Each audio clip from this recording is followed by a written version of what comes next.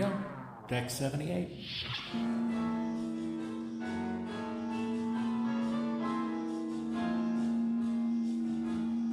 And welcome back to another episode of Inglorious Decksperts Presents Deck 78.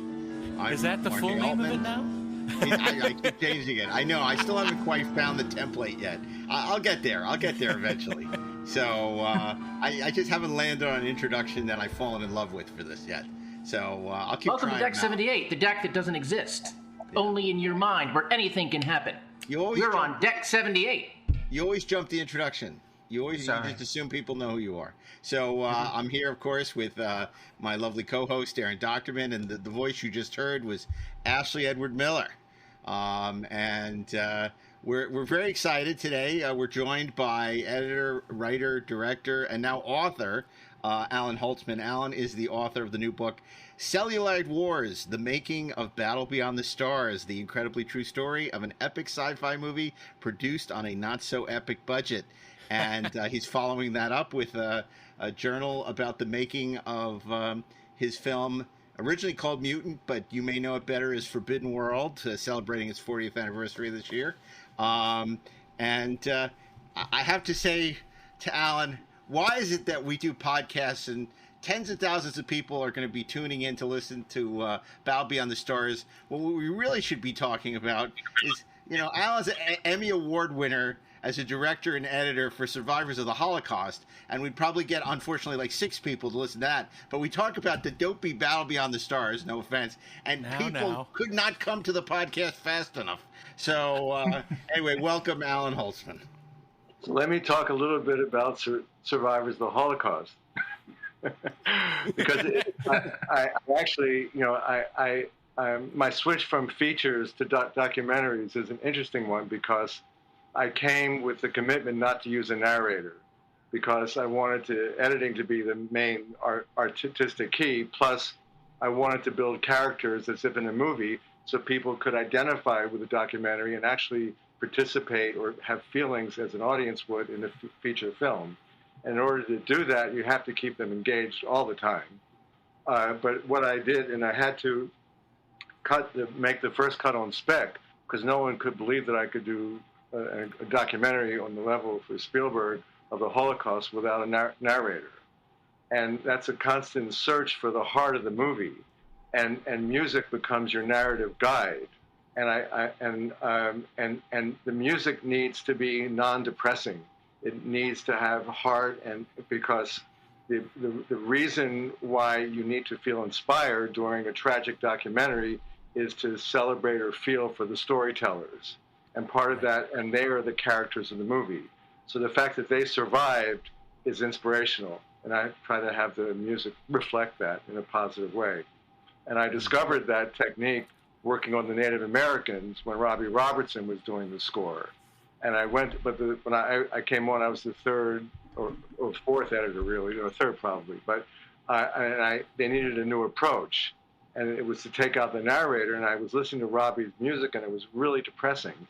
And it matched what people were talking about, because the tragedies are really severe. But then I discovered when I went to visit him in his studio, and he must have had 100 guitars. It was across from the New Art Theater. And of course, I love Rob because I'm a huge Bob Dylan fan from 15 on. But Robbie was making an album, and the music he had for the album was contemporary, but it had a traditional source. And I absolutely loved the music, so I asked him to take out the lyrics and just give me the music, and that's how I scored the movie, how I scored the series. Speaking of great documentaries, and this has nothing to do with you, but We Were Brothers, about the history of the band, which I think premiered on Netflix or Hulu or something in the last year, is a terrific documentary. Yes, I love that. Robbie's such an interesting guy. That's really cool. But don't worry, we're going to get the Candy Stripe version soon, listeners. And I also so do you want to sing the title song? You remember the title song? The best lyrics ever written talk about Robbie Robertson. Okay, it goes like this, and I'm not a singer, but my wife is. I want to bang, bang a candy stripe nurse. I want to bang, bang a candy stripe verse. And it doesn't change. It's a deeply held and they had animation feeling, with it too. Julie sprung for animation. It was Julie Corman's first movie. I missed the 70s. Huh. That was Julie's first movie working with Roger. Yeah, that's well. We'll get to the Corman factory and New World. It wasn't a factory. It was a home. It was a home. Okay. Yeah, really, it wasn't. You didn't read your book. You didn't read your book, Rommel. A home for wayward children. Yes, that's it. And we also didn't mention, of course, that you were one of the editors who worked on Rod Roddenberry's Trek Nation. Yes. We'll have to circle back to that. I really just fell in love with Gene Roddenberry. And I just got to, there was so much on his, that's been archived of his speeches, which I just thought were totally extraordinary. But then discovering so much about it. Pardon? You realize, of course, that many of Gene's speeches were not extemporaneous at all, but he had practiced them in front of mirrors quite a lot. And I'm sure, and they're so well written. Well, they're so well written that it has to be written. I totally agree. Yeah. No, he was a remarkable philosophy, and you weren't a Star Trek fan when you and I know they were really trying to wrestle that beast to the ground for a while. In fact, we're talking to Rod for the show soon, and I know that was a really important thing for him, that it was a chance for him to sort of discover, he didn't know much about Star Trek, and this was a way for him to really understand his father and get, posthumously rediscover his father and why Star Trek meant so much to people, and really was a sort of a noble undertaking. Yeah, his father had one thing that I'm not sure if anyone has talked to you about it, but when you have a child, and we have two, and we do this with our kids, that the touch of skin to skin is really important to a baby.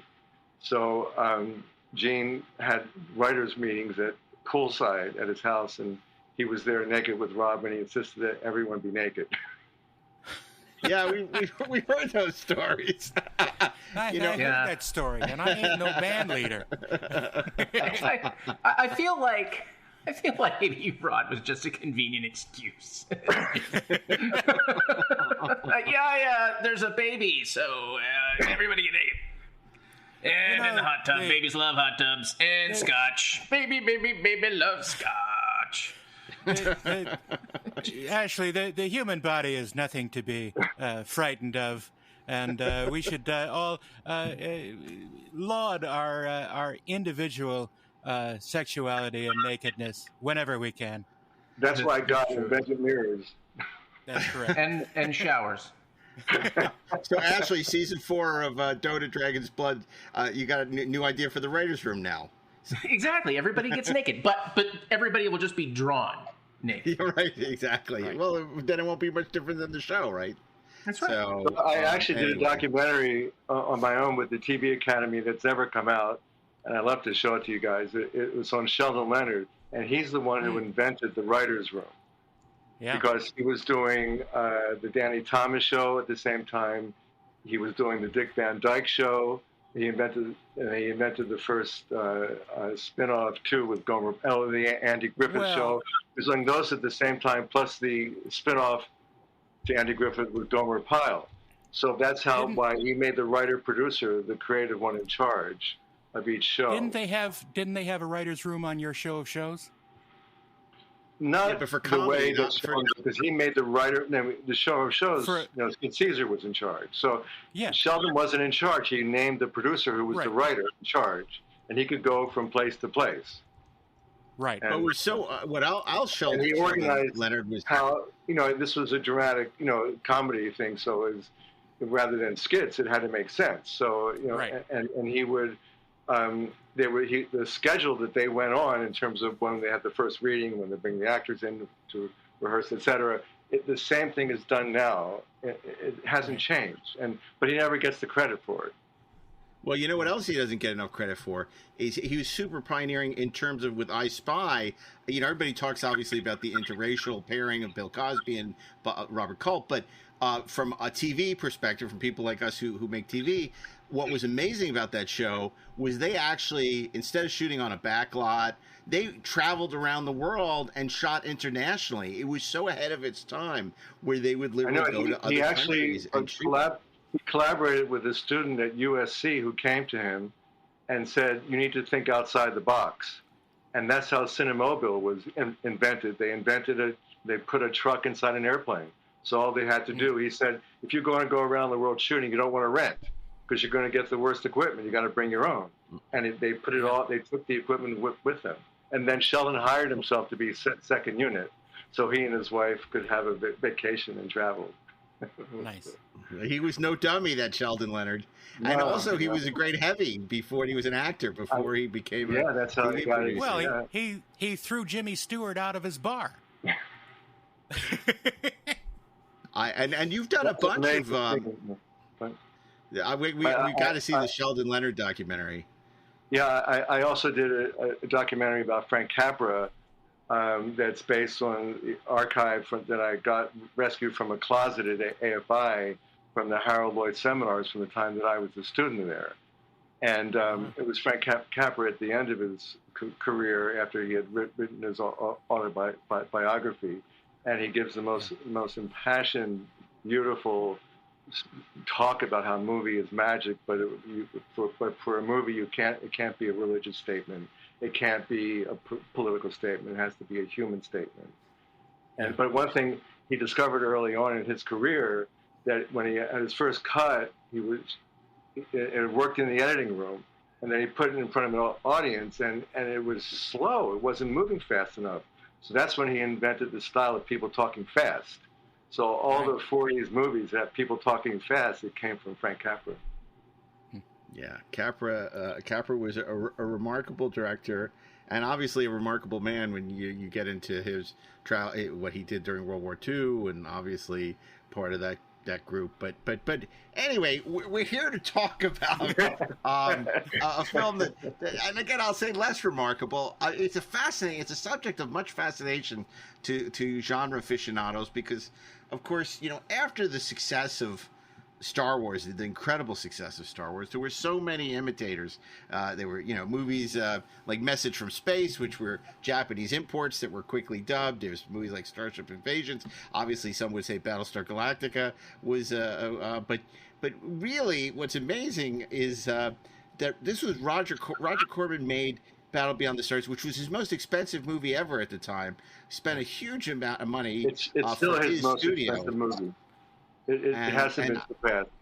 It's his biggest movie ever. Incredible. After all this time, and with inflation, it's still the most expensive. But I want to take a step back, because, of course, your road to getting to Battle Beyond the Stars is so interesting in terms of some of the cutting you did for him, how you left New World, and then how you ended up getting roped back in. And, of course, what's so great about the book is how candid you are.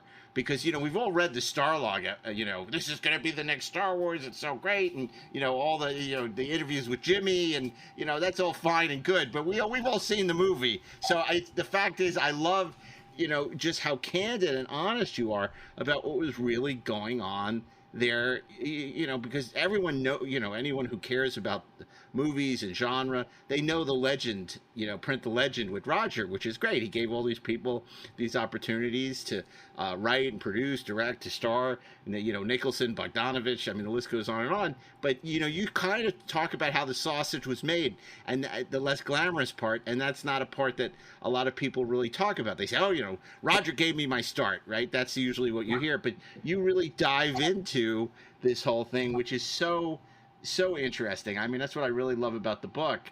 And especially in this day and age when movie coverage is so tightly controlled by publicists, and everything's the greatest thing since sliced bread.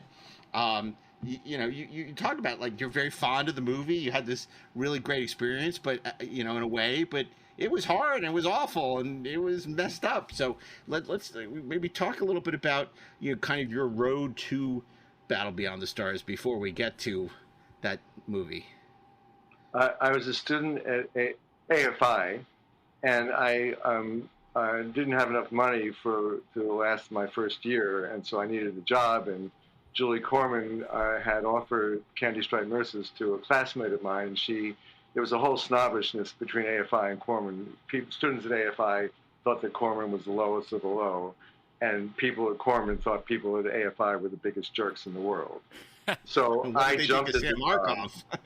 No, everybody was 50% right.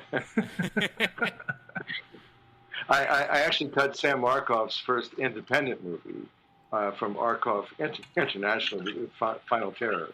We can talk about that later. But so, and I was a severe stutterer. So luckily at AFI, they accepted stutterers in each of the 2 years before mine. So it was established that stutterers can be good filmmakers.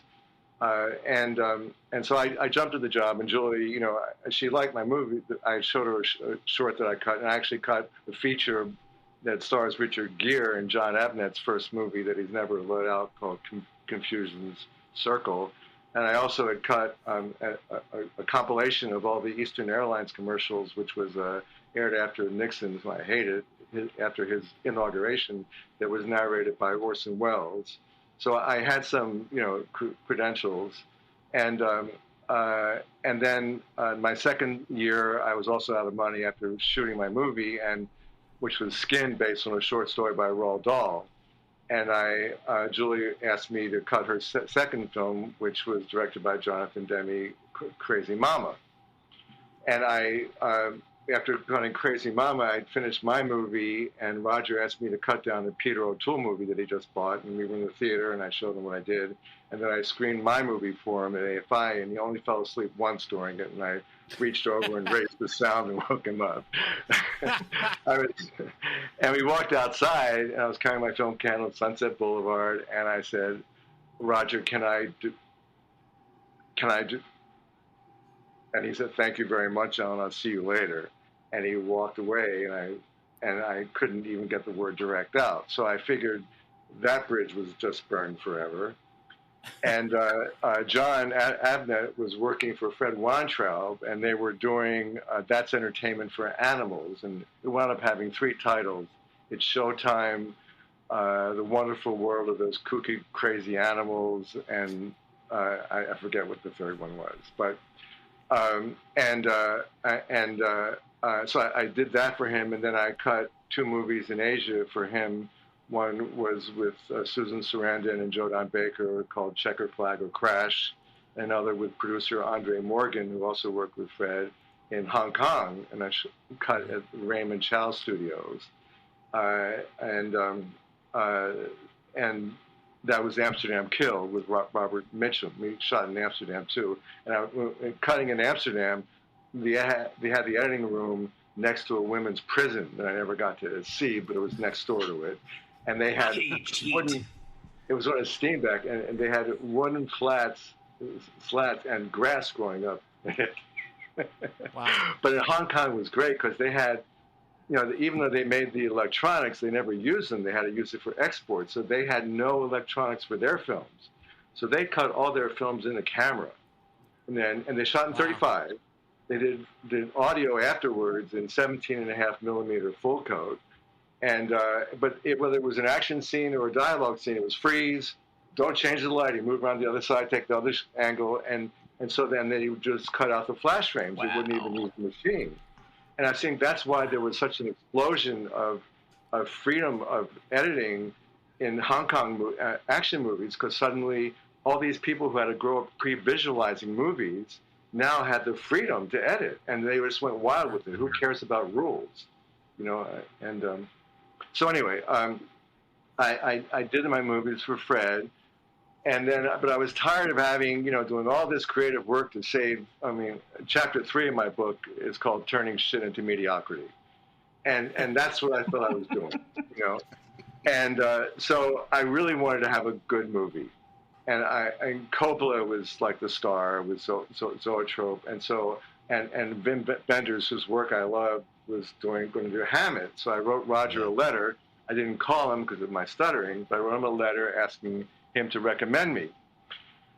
And he calls back and he says, I feel awkward not having talked to Francis in the last 3 or 4 months, but I'm making my biggest movie ever. Will you edit it?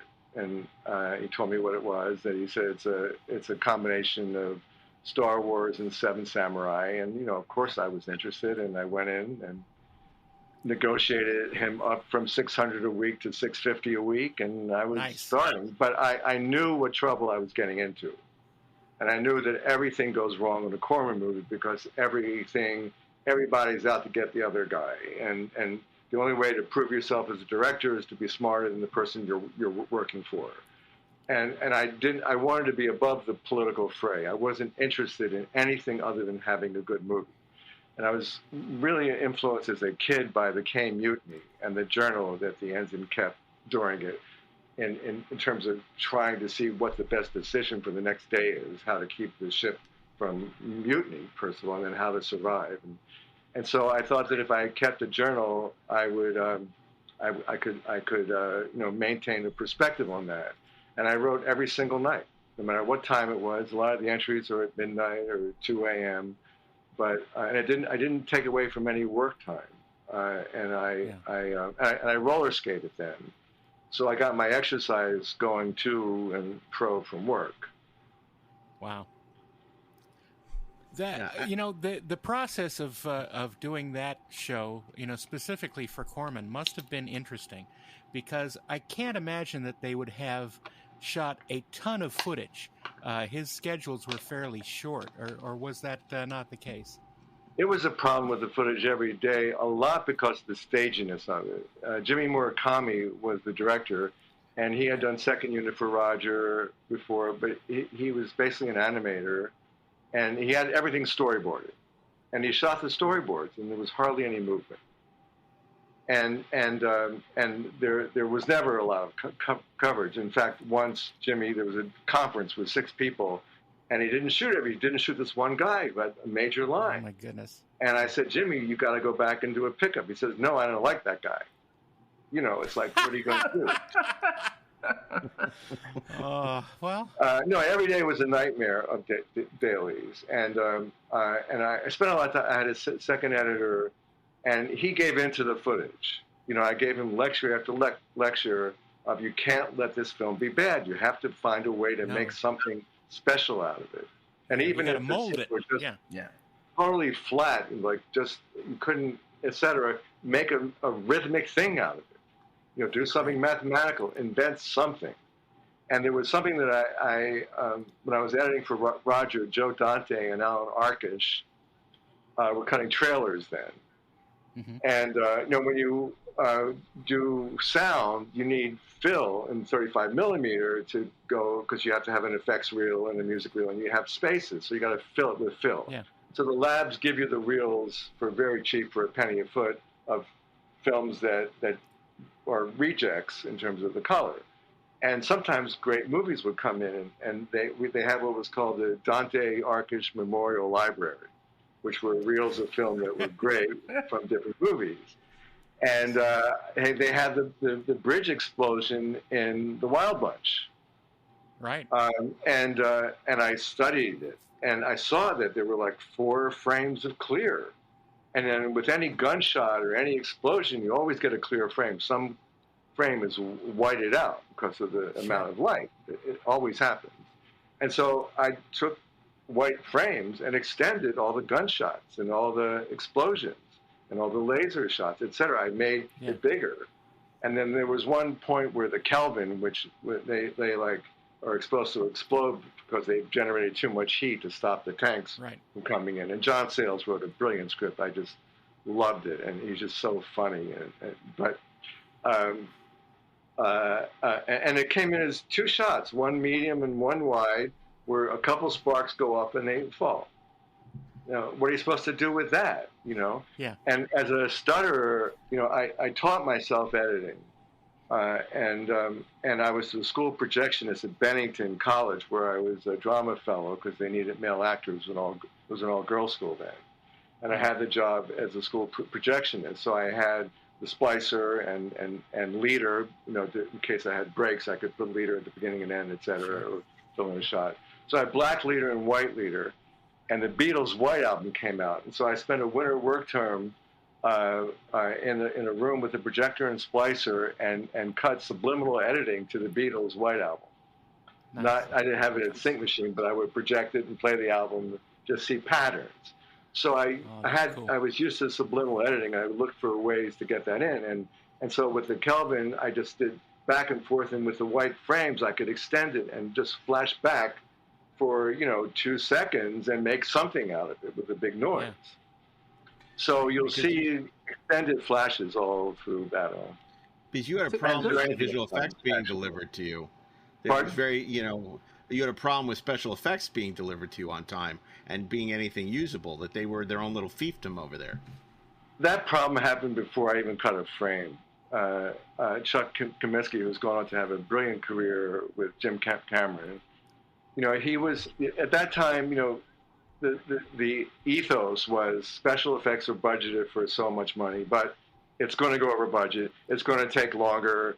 It's going to develop. And so, Chuck knew how to play that game. And it's how you get more money out of your producer, which is not an unethical goal, Right. But he wanted to have a good movie as well. And he was just as passionate as I was, but in a different, he came to me the first day I arrived on roller skates, and I was taking them off, and I was talking to the assistant, the special effects editor. Actually, I went over there to see if she had any flares. I wanted to know what they were throwing out, because I needed to help with some explosion to make it interesting. Right. And Chuck comes in and says, "You guys in live action aren't going to touch a frame of our footage. I'm tired of being screwed over by you guys." And he went on and on about how, so I said, "Look, I'm the editor. At some point you're going to have to face me, and I'm going to have to take it and do it, so you may as well do it now." And so for Roger, in terms of the schedule, he would call every morning to see how many shots were done the day before. So Chuck kept the numbers up. So you had so many flybys, and I was seeing the flybys, but John Sayles had written, complicated, action with 2 or 3 ships in a shot, and things happen, and I wasn't seeing that. And at the screenings, I refused to cut in slugs. One reason because I stuttered and I didn't want to read slugs. It's nothing like in a movie going, shot 88, and it's already gone by. So I wanted to protect myself with that. Plus, but I did have a theory, which is like I'm going to go with what I have. And I'll keep improving it as I go, but I'm not going to change. I'm going to make it work. So I concentrated on making the characters work, and it was a creative thing. And so I could have a space battle with no laser shots, just the characters going back and forth and using the inserts from the ship, et cetera. And then when I would get the shot, I would put it in. Yeah, it could only get better that way. Or worse, because I lost that battle. And the second editor became the first editor, or an editor, as Roger said, an editor on equal terms, but I had the advantage, or something like that, like crazy. But I had to give in to it. So he put in all the slugs, and it was like 13 slugs or something like that. Yeah. And he has perfect diction, and so he read every shot in time, and like really, really well done. And everyone left the screening and said, "Boy, this movie is so exciting." And I said, "What the?" But it is. I mean, the story of this movie that we're, I think, almost dancing around. And look, here on the Lorax, and I'm speaking for the trees, right? By that I mean like the people who are at home and listening to this podcast, right?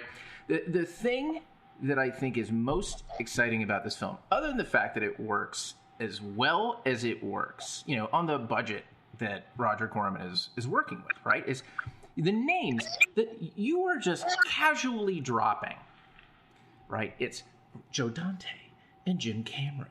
And John Sayles wrote a brilliant script, right? And you've got James Horner writing the score, and like somewhere in the background, there's like Gail Ann Hurd, who's like doing production management. And you've got like Catherine Bigelow, I'm sure, is off somewhere. It is a slugger's row that doesn't even know that it's a slugger's row working on this film, putting this thing together. And it's funny, I rewatched it today. And it just, first of all, it looks great. And what you were talking about, just focusing the edit on the characters, I think just works like gangbusters, right? Like,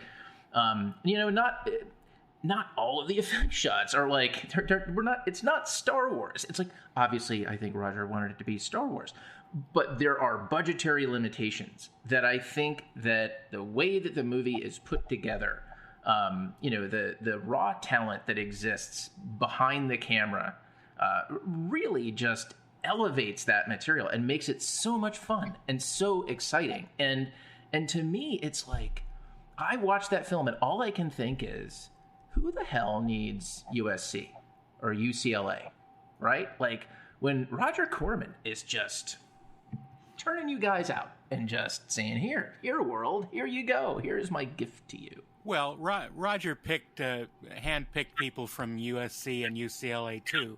Yeah. So it was a big boiling pot. Julie got the director for Candy Stripe Nurses from UCLA. Mm-hmm. You talk a lot. There's a great story with that too that I have to tell. Roger does three, and Roger always has three plots to his nurse movies or his student teacher movies, because with three stories you can be a little unpredictable, and as soon as one gets boring, you can cut to the other. And with three, you can always mix up the progression.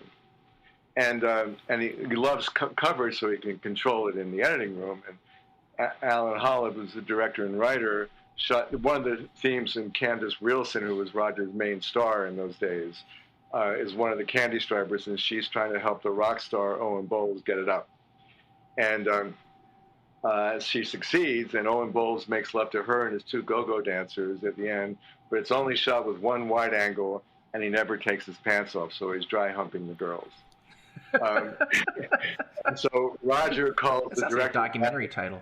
Roger calls the director back into the room, and his name is Alan, and he says, "Alan, I don't know where," this is after the last note section, "I don't know where you plan to go to from here or what you plan to do, but I want you to remember one thing. When a man fucks, he takes his pants off."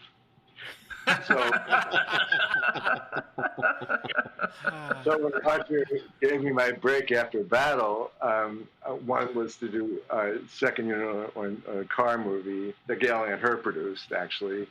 Smokey Bites the Dust, or Eats the Dust, or whatever it is, that Chuck Griffith directed, and Chuck wrote Little Shop of Horrors and Bucket of Blood and all that. And the next was to do additional scenes for a Kung Fu movie. So I wrote this scene. Roger wanted me to do two scenes so I could use them in the trailer and spice up the movie, etc. So I wrote an action scene where this woman takes off. It has a fight scene, and it's actually in the lumberyard. And you go through all the lumberyard, and she loses one article of clothing every time they have a skirmish. And then the other scene I wrote was when she takes off her boyfriend's pants with kung fu knives. And I read this scene to Roger on the phone, and he goes, "Alan, that's just brilliant. It's brilliant." But getting back to battle for James Horner, he was amazing because he was using Prokofiev as his inspiration, and Roger gave him $20,000 for the score, and he used it all to hire the London Symphony to do the score. And he had 20 orchestra members to do that. And we work on the moviola, and you take your timings.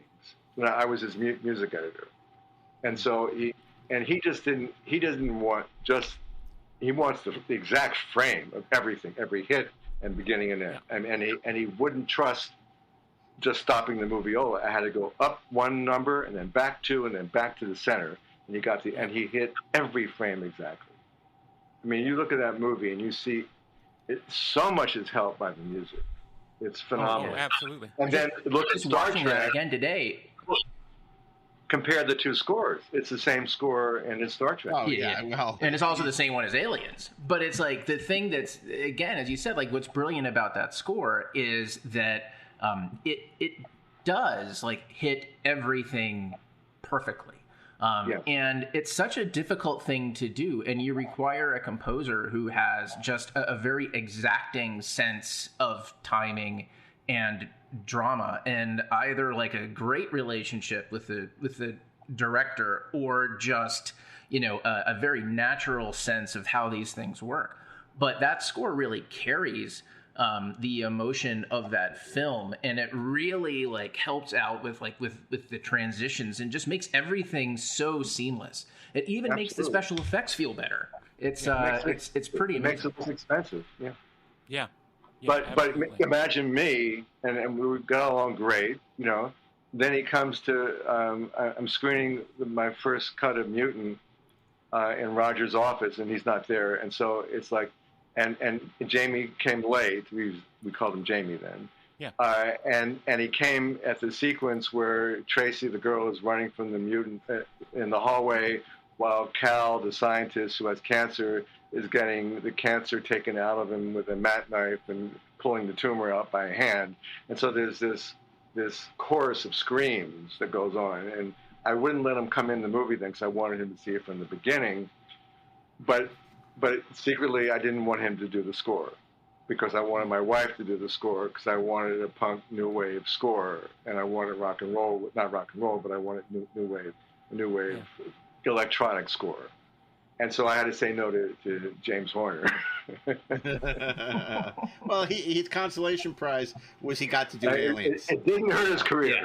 Yeah. He didn't do Forbidden World Mutant, but he got to do Aliens. So there you go. And but I gotta ask you, because I know you talk about, obviously you didn't like to go to set. Obviously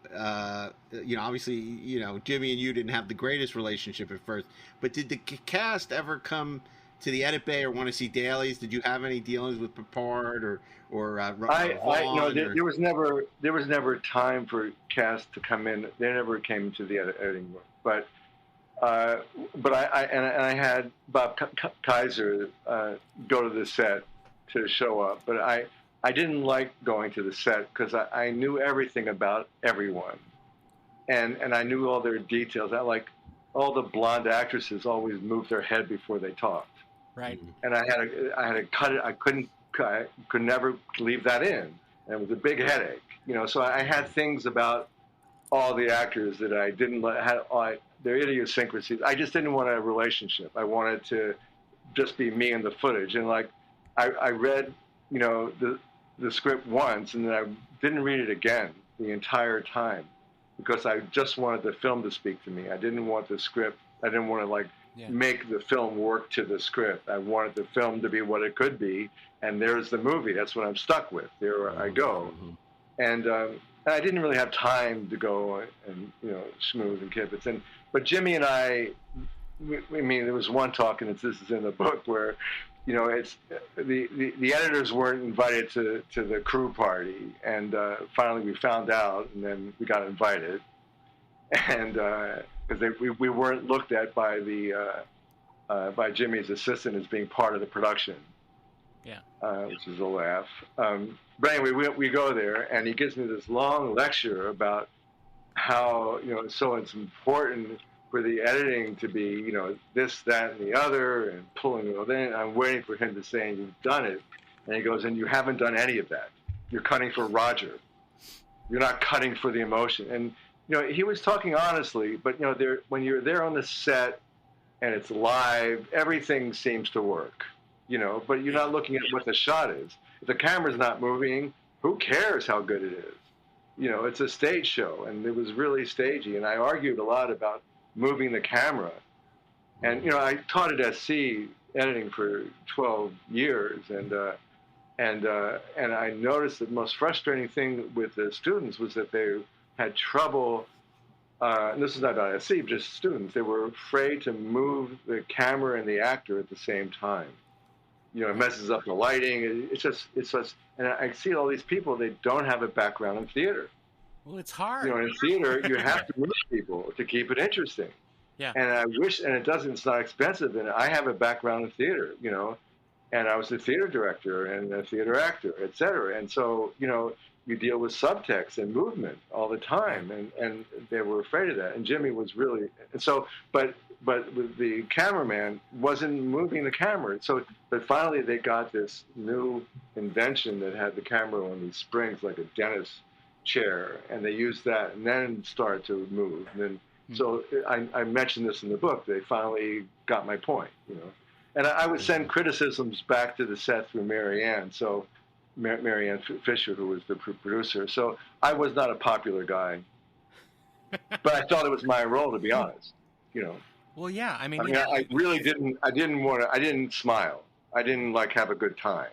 If the director go out to drinks with anyone, you know, I was all business and you were all the enemy of fun. That's right. If the director doesn't like the editing, then he has himself to blame. Because that's the problem. If you don't shoot something that can be cut together well, then there's in no the way second to week of a shoot, usually the director wants to fire the editor if the producers hired him, and that happened on all my Corman movies. The director always wanted to get rid of me. You know, I had a problem with Jonathan Demme, who's a fantastic, amazing, great director, but for this particular one, you know, he was hired 2 weeks before it started. Because the director was originally hired, had a dental appointment, and missed the casting session, and Julie fired her. And so, but it was stagey, you know. And so I had to, you know, it may have been funny on the set, but it's still coming out as one shot. That's not. So I really upped the pace and there was coverage, and Jonathan didn't like the coverage as much as wanting to stay in shots, but I overruled him and won out. But he wanted to fire me, etc. And then Joe Dante and I came to the screening, and he came up to me afterwards and said, "I really like the editing. You know, we've gotten a bad rap. You know." Yeah. Mm-hmm. Oh my God. But anyway, why do you think, with all as low budget as it was, as given all the challenges you faced, and yet it has it truly is, now everything's a cult film apparently, but this is truly a cult classic. And is it SYBIL? Is it SYBIL's wardrobe? Definitely her. Or is it John Saxon? Hamming it up as Theodore. He gave such class. He was an amazing actor. Yeah. And I was on set for the last shot, and it's funny because I kept arguing the whole time that it's a comedy, that it's funny. And Roger resisted that. It was an action movie, and then Roger came to the last shot because he was having, after a dinner party, and I overheard him telling the person who we had dinner with how funny it was and how much of a comedy it was, and how much he enjoyed it. So I got that satisfaction. But at one point, Roger George, who has done all the effects and explosions for Roger, he made, and the whole set was the Theodore ship was the entire stage. The walls of the stage were the walls of the ship, and there were explosions everywhere. The whole thing was to go up, and there's so much. Roger spent more than he ever has on explosions in that interior. And Roger George, the last minute, has to check one thing, and something, and the set starts to collapse. And he falls through. And Roger says, wait, and we're going up against midnight. It has to be done before midnight, otherwise he has to pay overtime. And Roger calls out, "Forget it, it's not in the shot, keep going." But John Saxon was really afraid of the explosions because there was no stunt double. There was exploding. Every time he took a step forward, it was exploding behind him and behind him. And he was frightened, but he did it. Yeah. And there was no second take. Right. And there's great character actors. Jeff Corey is in it, Sam Jaffe. Sure. So all these sort of great sci-fi character actors. Sam Jaffe was hysterical as Dr. Hephaestus. It was like Dr. Kildare for me. Yeah, I always think of him from the Asphalt Jungle, but he's. I mean, it's wild. And then of course, George Peppard. I mean, when you think. He was a heartthrob in, Breakfast at Tiffany's, and a few years later he'll be starring in the A-Team. But he's got such a great. But John Sayles wrote a role as a cowboy, and they have this in Houston with the waitresses having liquor on their belts. So he had his belt of liquor, and offering a hot dog with the nester who all eat it all at once. And, you know, it's, and he's supposed to be a drunk cowboy, so he had no trouble. And it's so funny, Robert Vaughn literally playing the same role he did in Magnificent Seven. He was the coolest. But there's one thing. So here's what I was faced with.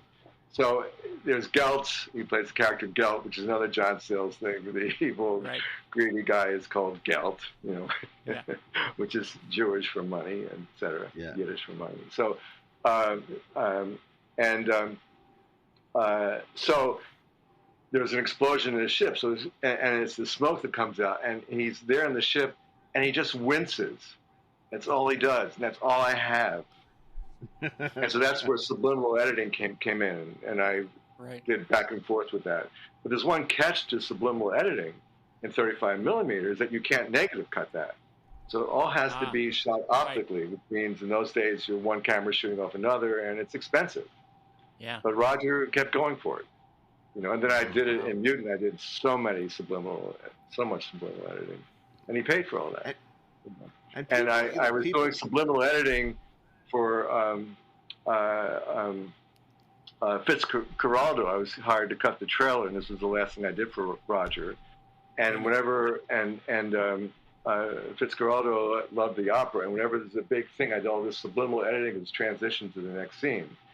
And Elliot Slutsky, who came in from the Midwest to head his distribution department, said, "We can't have that subliminal editing. It looks like an art film. We really." And I said, "Well, it is an art film." He said, "We have to appeal to all the people." I said, "That Fitzcarraldo is not going to appeal to all the people." And I finally won the argument, and I was on my way to the mix, and I get I check in. Roger had asked me to check in on my way there, which I did. It was a payphone on La Brea. And he says, "We're not going to do the mix. We have to take the subliminal editing out." And I just blew up. I sold Roger. He's lost his whole feeling as an artist. And he was someone who I totally respected and loved, but I can't love him anymore, you know, and I quit. On a payphone. That you had to pay to make that call. That's the best part. For people who are, you know, younger and watching it for the first time on like Amazon Prime or something, they don't know what it was really like. I mean, you know, Roger had his little facility in Venice where, and James Cameron was making hallways out of McDonald's styrofoam boxes. Here's the James Cameron story, which is in the book. So I'm walking across. I work late all the time, and I'm walking across the stage, and everyone's gone. And walking across the stage was the way out. And there was this one guy slumped over. And what happened just before was that we were doing the front screen, and Kubrick had done the front screen with 2001, and that was the improvement from rear screen, so it looked more believable. And front screen, the principle is that you put light onto the actors and you project the background, but the screen in the background is not visible to the naked eye, but it has all these prisms that put all the light back into the camera lens, so you can see it in the camera. And the French DP, it came out dark. And so I called Roger and got Marianne to, you know, disturb him, and I said, "We have to reshoot." And he said, "Alan, make it work. I never reshoot. Besides, we're going to strike the set." So I walk across the main stage that night, and it's empty except for this one guy slumped over an A-frame table. And I walk up to him and ask him if he's okay. And it was the guy who did the front screen projection paintings, and he had done 3 of them. And I looked at them, and they were absolutely exquisite. He said he'd been up for the last 3 weeks painting them.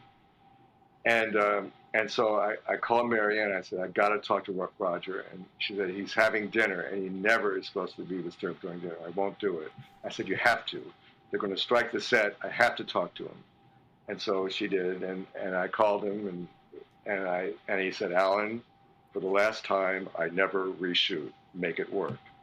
And so I said, "Well, it's this guy's last day, you know, and you got to hire him and give him a set or something."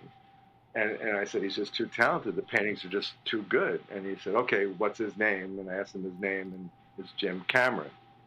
Wow. And so Roger gave him $12 for the Cayman set. And that's where the egg crates came in as the walls. And he used carnation milk boxes for the floor, and he put steam through it. It was brilliant. Yeah, amazing. I had a chance to work with Jim Cameron right after Aliens, and at his office in Burbank, he sent me to look for something, and in one of these storage rooms, on one of the lower shelves, there was Nell. Really? It was there. I saw it. With breasts. Don't forget that. The ship with and not only that, if you turn Nell the mother this way, it's a uterus. Well, that's true. You're kidding. I never knew that. No. Yeah. Just look at it from the top. There's the fallopian tubes and the ovaries and the whole nine. That Jim designed. Yeah. The Skotex have Rob and Dennis Skotek. Yep. Rob Skotek and Dennis Skotek have an interview at the end of the book, and they said that Jim took forever he was the slowest person, and he was working on that ship for months, and they kept him in the corner, and he was just working on it. But it's brilliant. It's the mothership. That's right. I didn't realize it when I was a kid watching the movie. Okay, so I'm going to preface this by saying that. But honestly, like, the thing that I loved most about that movie when I was a kid was I loved the relationship between Nell and Richard Thomas. I thought that was the best thing. Like, I loved Nell. Like, I would play, Starship, whatever, like, out in the yard with my friends. I always wanted to do, like, Battle Beyond the Stars. Like, and I, like, always wanted to pilot Nell. Little did I know what she was. But she was just fantastic. And what a great character. What a great ship as character. I think she's like the rug in The Big Lebowski. She ties the whole room together. Yeah, there was a thing at the end where they didn't really have enough shots because it wasn't digital, it wasn't tape, it was on film, and I needed more shots of just of Nell, the light going on and off of her talking, and I just kept begging the DP to shoot me more shots, and he finally did, so I could really involve her as a character. I needed that blinking light for her speaking. And Richard Thomas didn't like the editing either. He complained about it. I had to put up with every obstacle, you name it. We didn't like your acting either, Richard. So, well, we called him John Boy in space. Yeah. And he had this big birthmark, like, do they have that in the future? No, I actually was shocked in Homeland how good he was, because all I remembered, I didn't watch the Waltons, so all I remember was from Battle Beyond the Stars how boring he was, and then when he was in Homeland, I'm like, wow, he can act, he's really good. Who knew? Well, he had to be a virgin, he pulled off the virgin part, It was good, he was good, and he had to be this, everyman helping out the planet. He was good. I liked him. So there were never more than 100 prints, because what Roger would do is play the drive-ins, and that was a lot for him. And he would bicycle the prints around the country. I think it was 200 to 300 prints, and they would tour, which was huge for him, because he would never make that many prints. And a big marketing campaign for Roger was a big marketing campaign. Well, it was co-produced with Orion, and right. it was I believe it was a $5 million movie, or maybe it was $6 million, and then Orion put up $3 million, and Roger supposedly put up $3 million. Right. But he took Orion's $3 million and bought the studio with it. Right. And then he sold it years later for $20 million, and he said, I should buy another studio and do it again. Right. Oh my goodness. With someone else's money. Yeah. Well, And he did the same thing with the next movie, Galaxy of Terror. Galaxy of Terror, right. And that was with TriStar, I believe. And then everyone caught on. So by the time it came to my movie, it was Roger's money. So my movie was budgeted at $600,000, not $2.5 million or $3 million. Now, is it true that Galaxy of Terror was shot at night during half of the half of the production of Battle Beyond the Stars on the same sets? No. Okay. None of that's true. Good. Then we've been lied to. Yeah. Because Star Wars was his attempt to do... Because Roger asked me 8 times to cut Galaxy of Terror. Yeah. And I said, Roger, I've done everything I could for you as an editor. I want to direct. And he finally said, can you stutter and direct? And I said, well, I do stutter when I'm directing, but it's less because I'm in charge. But I do stutter, but it's in the act of communicating, which is more than most directors do. And he said, you have a point there, Alan. I'm going to put you through the right. So I had a call every Friday to see if he had an assignment. And, I didn't stutter when I was drunk. So I had a bottle of wine, and I called him at 2, and he would call me back at 5. And I was drunk by that time, and all I had to do was say, hi, Roger, do you have anything for me? And he'd go, no, and I'd say, thanks. In the grand tradition of Hollywood. Yeah. Well, as I say, Battle Beyond the Stars was his attempt to do Star Wars. The Galaxy of Terror was his attempt to rip off Alien. Yeah. Then when he greenlit Mutant, Forbidden Planet, it's a wonderful story because it didn't begin as an Alien ripoff. It began as something very different. No, it began as a version of Lawrence of Arabia in space. And he took me for a walk around the studio after I'd finished the Kung Fu movie. And he said, Alan, you want to direct the whole movie, don't you? And I said, yeah. And he said, well, there's a Galaxy of Terror has this, Jim Cameron did the art direction. And the spaceship, which was brilliant, was available for one day. It was shooting Monday through Friday, first unit. Second unit was shooting Saturday. Sunday it was free, and Monday it was redressed for a burnt set. So he came to me on a Tuesday, and he said, you have 4 days to write, direct, and produce a 7 to 8 minute opening of a space movie that can go anywhere. And he said, if you need any, and I have an astronaut and a robot. I owe Jesse Vinn a movie, and Don Oliveira came into my office with a robot suit, and he'll be in it. And so I'll give you an astronaut and a robot, and if you need any inspiration, I've always wanted to do a version of Lawrence of Arabia in space. And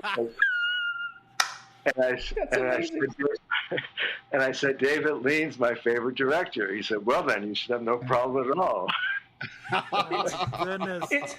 It's Forbidden World. I mean, and by the way, I have so many nice things to say to you about Forbidden World. But if it's Lawrence of Arabia, it's as though Lawrence of Arabia is just the Turkish prison. You know what I mean? It's just you're just in one place and just. No, well, the planet's name is Exarbia.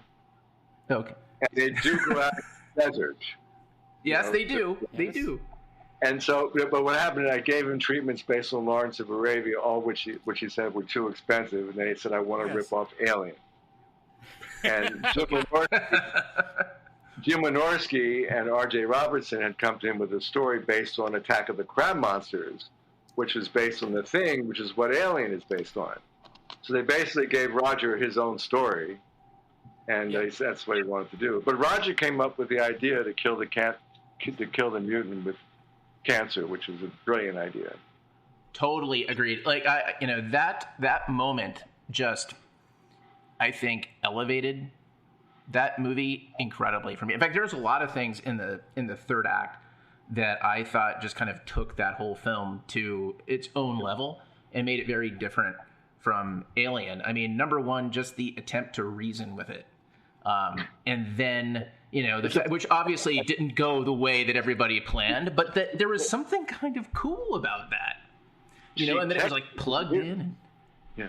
I'm sorry? She texted with the mutant. She totally texted with the mutant, and then it just took a very dark turn. Yeah. It's like when the alien extends its proboscis towards your robe, it is time to get out of the room. But the whole thing with the doctor, and he's got cancer, and it's like, it'll kill it. It weirdly made sense. Like Trust me, my cancer will kill the mutant. Yeah. It's like, okay, I'm with you. Because for whatever reason, like, I think that actor was actually really good. And, like, he had this credibility. Oh, my God, he felt so actually smart. Yeah, I love Repo Man, and he was the craziest one, Repo Man. So he was my first choice for that by far. Oh my God! And he never did the same thing twice. He never did the same thing twice. It was amazing to work with him. He was great. But that was a frustrating experience for you in the sense that you wanted it to be more comedic, and Roger was, always found comedy anathema, and he wanted more of June Chadwick in the shower and less comedy. But you did kind of get the last laugh because your version of Mutant is on the Shout Factory Blu-ray. Yeah, I believe me, I wanted June Chadwick in the shower too. That's not Roger, it's me. You can make Roger happy with sex and action. I knew that right on. But the actual first idea I had, once he told me Lawrence of Arabia, my first idea was a laser beam shower for the women. So, that's where that's what I think about when I think about Lawrence. It came to me, and this funny story was because I promised the women a close set, and I did my bet, and we had flats that were made, so we were, surrounded by closed flats. And the only people on the set were the DP, the assistant camera, and the people. We had to do some spritz on the sides that we would enhance with laser beams, but there had to be some water, going on.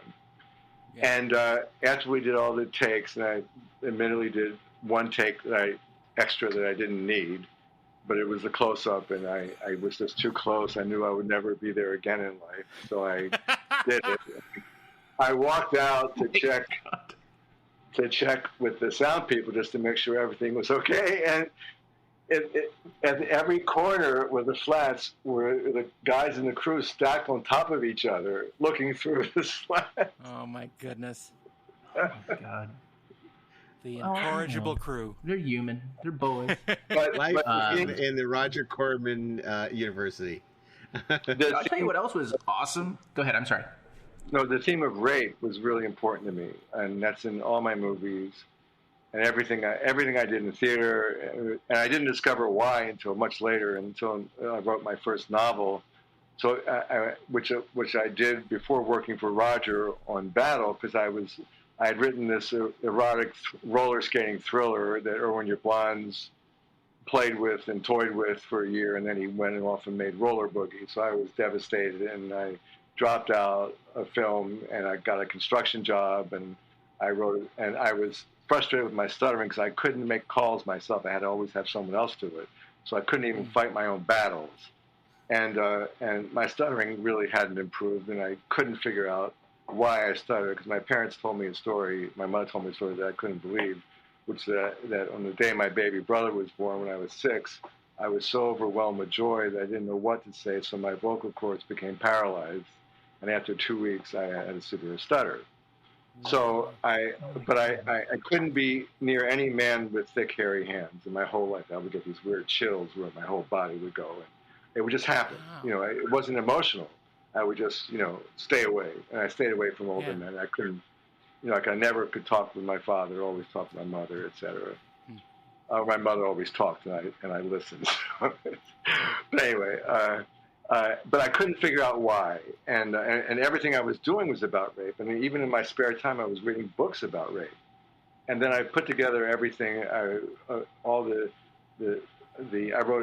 trying to be Kurt Vonnegut. I was writing a novel and an autobiography at the same time, and a fictional in the future, whatever. But I was wanting to keep every sexual thought I ever had and experience along with it, and to try to understand my relationship with rape and sex. And because I didn't want to rape anybody, but people thought, why are you looking at all these rape books? And then I put together the memories I had of, rain and thick, hairy hands and a bath. And I remembered my uncle being there as the babysitter who molested me. So I got to that point, and that's when I came to work on Battle. So by the time I got to Mutant, I really wanted to express, the horror of rape, and I did that with June and the tail going up her, and so. Wow. Yeah, it's a truly shocking scene, and I think that one of the things that makes it so shocking is, for a second there, you fooled me. Like I thought that plan might work, and at least in some kind of just weird, like, all right, so this isn't what I thought kind of way, and then obviously it all does go horribly wrong, but not in a way that suddenly makes the movie feel like it's still by the numbers, because the play that remains is Eat the Cancer, which is amazing, just so amazing. The other thing that I just find just incredibly cool about that film, I have no idea like how you achieved it on like, what was your budget on the movie? You said it was like $500,000 to like do the whole thing? I think that was Roger said 6, but it felt like 5. So it's a Roger 6, and the dissolution of the characters into that protein mass, right? Especially like the doctor, like when he's just sort of like half a man, and he's just kind of there's something about the makeup effects that there's a world where it could feel like it's like you just wouldn't believe it, right? Like it would feel like makeup, but there's something about it, and the way that you handled it, that it felt very alive and unsettling.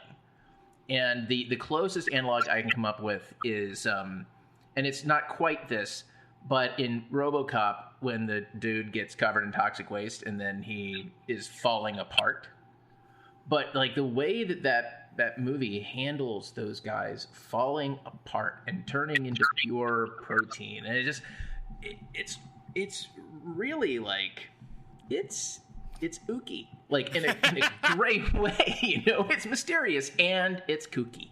It's fantastic. I mean, how did you pull that off with no time and no money?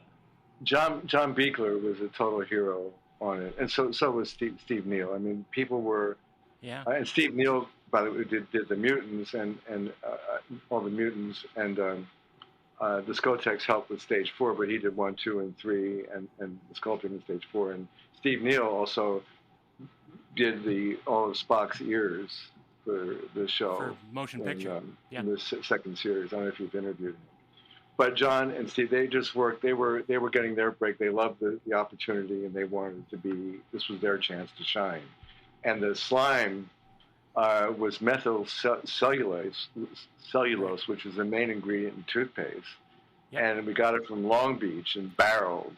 And we could hardly, when you shot with it, the floor became slippery, so we couldn't really do take 2 often because it just would take too long. So slime was the main thing, and I wanted to use slime as the point of view, and we dropped slime down, and right. The subtext for the mutant was he was going through puberty rather quickly. So, by the way, speaking of the slime and shooting through it, that shot where Tracy is getting undressed and the slime is dripping down and you're shooting through it, that is such a fantastic shot. That is just a delightful moment. It took forever to get the camera up that high, to shoot above. And that was just a great in front of it. But yeah, it was timed perfectly with just as she's naked, it comes over, It was amazing. Well, and she was Dawn Dunlap. I mean, we had an actress before her, and her boy, she got a McDonald's commercial. So suddenly the nudity was out. And I said, she has to have nudity. And the boyfriend said, if she has to be nude, she's going to quit. And I said, she has to be nude. And so she quit. And so, it was really tough within a day to find another actress, and especially for a Corman film to be naked. Right. And we couldn't find anybody finally. And this one woman came in, Roger sent in, who was a Playboy bunny who looked 10 years older and, huge body, et cetera. And it was like, Roger, she doesn't fit. It's totally wrong. I mean, she's too old. And Roger said, we're out of time. We got to start shooting, and have her put her hair in pigtails, because the first time we see her, we'll see her in pigtails, and our impression will be young. And I was just so depressed. So I begged and pleaded for another casting day, and the last minute before we were ending, in walks Dunlap, and I was just overwhelmed with joy. And I said, Roger, I found her. And he said, sorry, we've already sent the papers to the other one. And I talked to Paul Altman, the lawyer, and I said, I will not deal with that. It has to be this woman. And he argued with me for a couple hours. It was just intense. And then he said, if this show doesn't not a hit, it's going to be on your shoulders. So I said, fine. Oh my goodness. Oh my God. Well, we'd be remiss if we didn't mention, speaking, we're all Videodrome fans, and of course you worked with Deborah Harry on Intimate Stranger as well. Wasn't she sweet? Yeah. The end of that, the beginning of that film, and the end, she sings 2 Janis Joplin songs that are really cool. She was just wonderful to work with. I loved it. That was a big argument because for distribution, she didn't mean enough money. But we couldn't find another actress with a name to be. It was originally called Phone Sex, Intimate Stranger, and Phone Sex was hip at that time. That was just starting out, so it was like roller skating. It was at the wave when it happened. Right. But I was just delighted to have her, and she was just great. Well, Al, you have such great stories, and so many that we didn't get to today, but you can read about it in Celluloid Wars, which is your book about the making of Battle Beyond the Stars. And when does the Forbidden World, when does the Forbidden World come? Roger, I didn't tell you the story about Roger, when Roger punched the guy in the theater and changed the title from Mutant to Forbidden World. And the first thing I said to him was, Roger, they're going to get that mixed up with Forbidden Planet. And he said, oh, that happened 20 years ago. No one will ever remember it. And here we are, 40 years later, and I'm still getting confused. So, oh my God. But I never feel alone because I have a Google search, hit that anytime Forbidden World is mentioned, I get a notice, and it's always Forbidden Planet. Nice. Oh my goodness. Except for once last year, a few months ago, or last year, at the beginning of the year, there's a Forbidden Worlds Film Festival in England that's named after Forbidden World. It's an 80s film festival. 80s. Oh, so, nice. When does the new? But you can buy my book on Amazon. It's the only place to get it. It's not in a bookstore. It's only on Amazon. Great. Well, it's probably okay because there aren't any bookstores. There is only Amazon these days. So and Zool. And Zool. Also Zool. Well, Al, this was great. It was great having you on the show, and such great stories about, at the time living it, you didn't appreciate it, but now you look back and you think how, with the industry, this is the industry that we love and we remember, and it's, it's changed so much, and the joyfulness and the kitschiness and all this, it's all gone away and replaced by algorithms and, yeah, but now everybody can make a movie. It doesn't everyone stop can make a movie. That is true. Well, which is not a good thing. No. Everyone has the tools to make a movie. Whether or not they have the ability to is another question. Sure, but you can shoot and edit it and finish it. Yeah. But that's the miracle. In those days, you couldn't do anything by yourself. You had to have. Yeah. You had to be hired. Yeah. Someone had to pay for the film. The barrier to entry was quite high, and now everyone can, and they're the star of their own movie. I think that was a good thing for quality, though. I mean, even at the lower levels, that's a good thing to make it hard to do, because that makes you have to focus more on what the job is and how to get it done as best you can. Plus, shooting without being able to see it. Playback, not having playback, you had to guess at what was going to be good and work. You have to commit to your decisions. Yeah, and Roger, you didn't get dailies the next day either. You would get dailies. It was a couple of days before you'd see dailies, right? Oh, that was the other thing. We never saw dailies with sound. The crew would always see it without sound, and no one knew how the acting was. Only I knew it. That was a drag. Goodness. Unbelievable. Well, thank you, Alan, and thank you everyone so for much. joining us for another episode. And if you want to find out what's happening on the upcoming episodes, Inglorious Trek or Inglorious Treksperts on Instagram, and we'll be back next week with an all-new episode of Inglorious Treksperts and Deck 78 the following week. It's 78. 78. Yes. Sure, why not? There you go. So on behalf of myself, Mark Altman, Ashley Miller, and Daren Dochterman, we'll see you next time here on Deck 78.